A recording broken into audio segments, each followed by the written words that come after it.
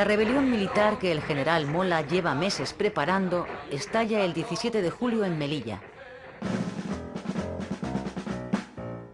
El 18 de julio, el general Franco se subleva en Canarias al frente de su guarnición. Tras dejar el control de Las Palmas en manos de los insurrectos, vuela hacia Tetuán en el Dragón Rapid para ponerse al mando de las tropas de Marruecos. Franco ha sido uno de los últimos generales en sumarse al golpe.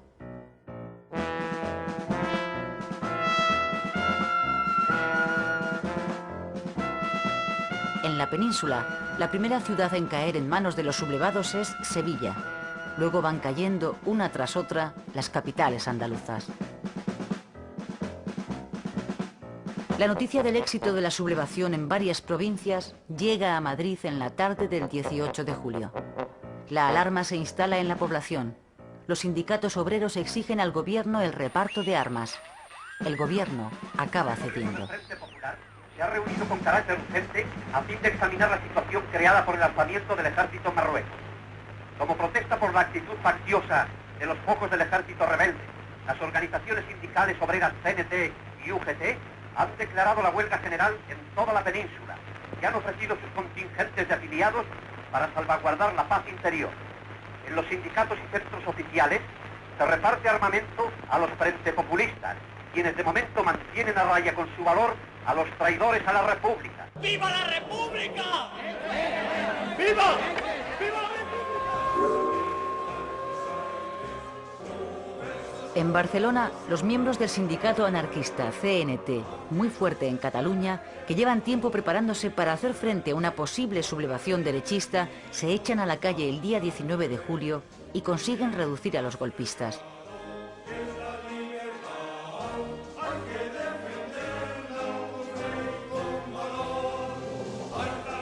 En Madrid, miles de obreros recién armados asaltan el cuartel de la Montaña, donde se han hecho fuertes los militares sublevados. Los asaltantes consiguen la victoria después de una matanza.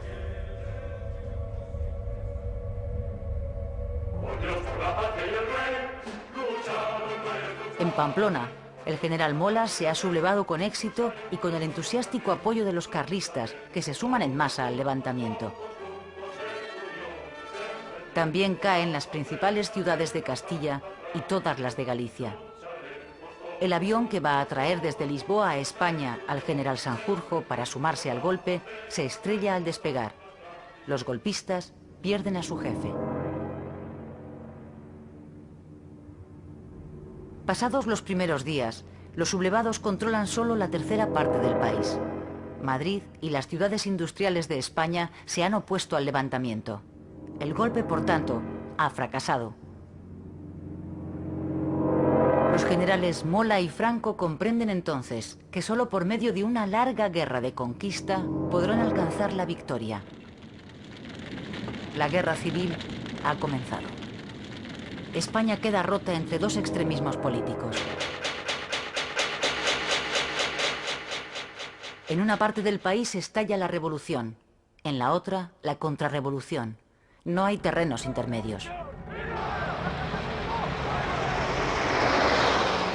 En la zona republicana, el gobierno pierde la autoridad y el poder que pasan a manos de las organizaciones obreras a través de los comités populares. Hacer la revolución y ganar la guerra son sus dos objetivos.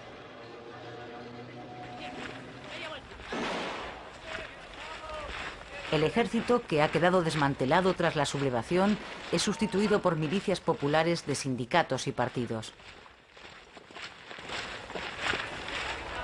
Este es el ejército popular que va a luchar contra los militares sublevados.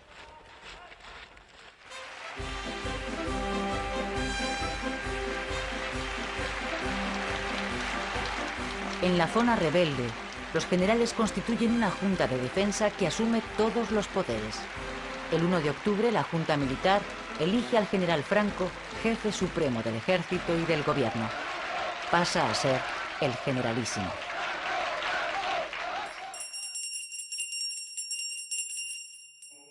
Los sublevados restauran inmediatamente el culto católico en las zonas bajo su dominio.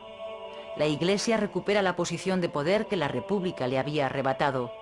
Los obispos, agradecidos, redactan una carta colectiva dirigida a los católicos de todo el mundo, otorgando a la contienda un carácter religioso. La guerra civil se convierte en cruzada. La protección de la religión católica amenazada es uno de los grandes argumentos utilizados por los rebeldes para legitimar ante el mundo el alzamiento militar y la guerra. Country, religion, family. This is our aim and strength. En la zona republicana ocurre todo lo contrario. La Iglesia católica es perseguida a muerte. La excepción es el País Vasco, donde poco después de empezada la guerra, las Cortes han concedido el Estatuto de Autonomía al País Vasco y se ha constituido un gobierno de nacionalistas y republicanos. Allí, la Iglesia y sus representantes son plenamente respetados por el gobierno, presidido por el nacionalista José Antonio Aguirre.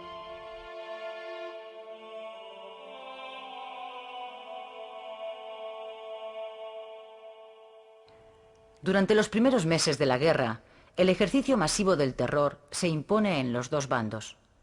Es entonces cuando se hace trágicamente famosa la modalidad del paseo, por el que se saca a las víctimas de sus casas durante la noche y tras ser paseados en camiones hasta las afueras de pueblos y ciudades, son finalmente asesinados. Unos 150.000 españoles son asesinados a lo largo de la guerra en ambas retaguardias.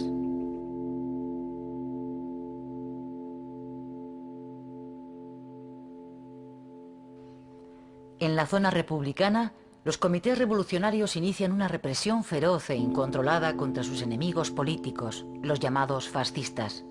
Miles de ellos son detenidos y en la mayor parte de los casos fusilados.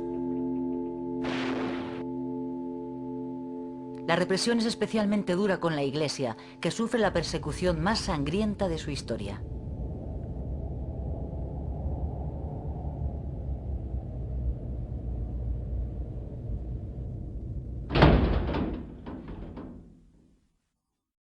En la zona sublevada el terror se ejerce con idéntica contundencia, con una diferencia: es un terror controlado por las autoridades militares.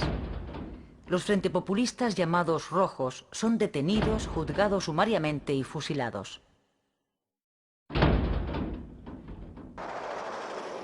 Además, y al margen del control férreo que los militares ejercen en la zona franquista, existe un terror extraoficial que practican los grupos de extrema derecha.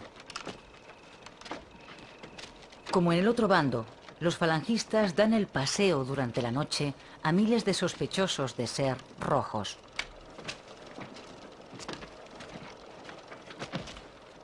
El poeta Federico García Lorca es una de sus víctimas. Es fusilado en Granada al comienzo de la guerra.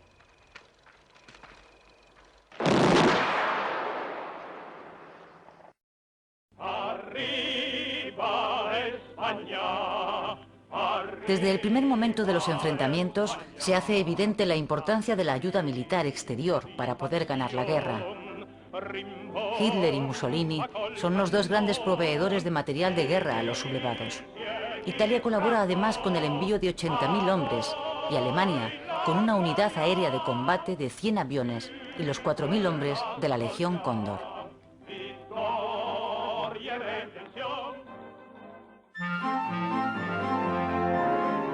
La República sufre desde el primer momento serios problemas para adquirir material de guerra. Francia e Inglaterra deciden no suministrar armamento a ninguno de los dos bandos combatientes. La política de no intervención que siguen los gobiernos de París y de Londres es un intento de impedir que la guerra civil española se convierta en el detonador de un conflicto a escala mundial. Eso perjudica seriamente al gobierno republicano. En el otoño del 36, el líder comunista Stalin decide abandonar su política de neutralidad y acude en ayuda de los republicanos. A lo largo de toda la guerra, la República no va a recibir otra ayuda exterior verdaderamente importante que la que recibe de Rusia. La Internacional Comunista, que también apoya a la República, envía a su vez a las Brigadas Internacionales. Alrededor de 60.000 voluntarios, en su mayoría comunistas procedentes de 60 países, llegan a España para combatir en las filas republicanas.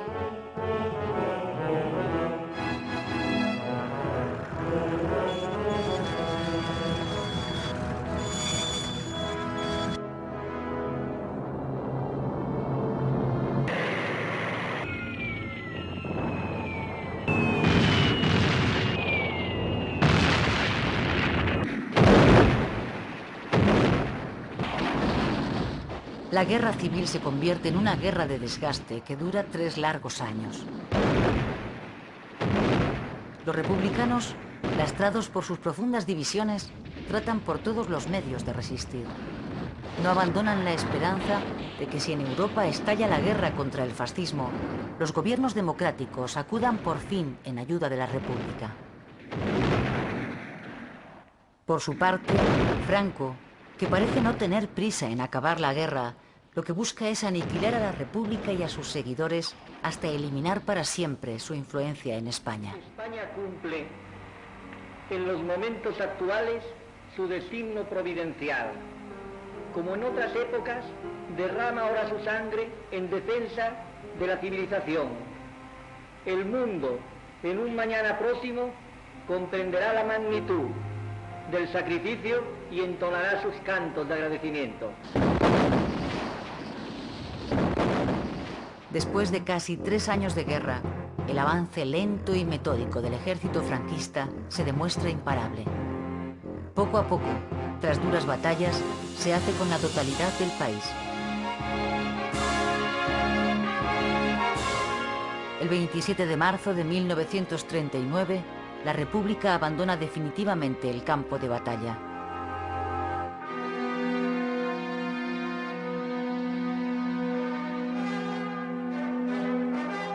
Parte oficial de guerra del cuartel general del Generalísimo, correspondiente al día de hoy, 1 de abril de 1939.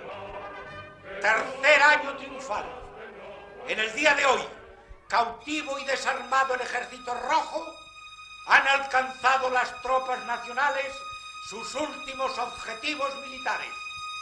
La guerra ha terminado. Al final de estos 3 años de guerra civil, el dolor y el odio se han extendido por el país hasta límites insospechados. La herida de la guerra permanecerá abierta durante varias generaciones en el corazón de los españoles.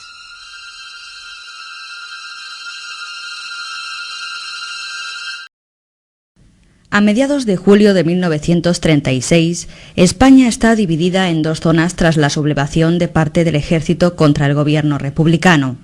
Fracasadas las negociaciones entre ambos bandos, comienza la guerra civil.